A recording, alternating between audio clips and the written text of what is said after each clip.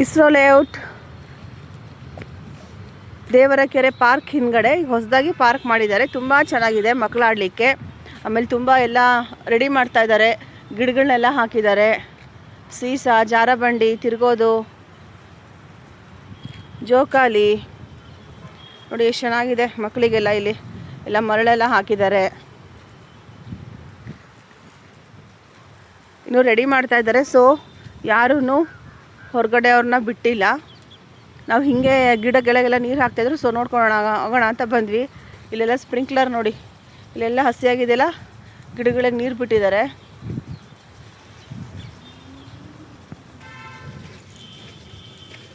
ಕಪ್ಪೆ ಚಿಪ್ಪೆಲ್ಲ ಇದೆ. ಮರಳು ಚೆನ್ನಾಗಿದೆ. ಇಲ್ಲಿ ಗ್ರಾಸ್ ಎಲ್ಲ ಹಾಕಿದ್ದಾರೆ. ಇದೆಲ್ಲ ದೊಡ್ಡ ಗಿಡಗಳಾಗುತ್ತೆ ನೋಡಿ, ಎಷ್ಟು ಚೆನ್ನಾಗಿ ಕಾಣ್ತಾ ಇದೆ.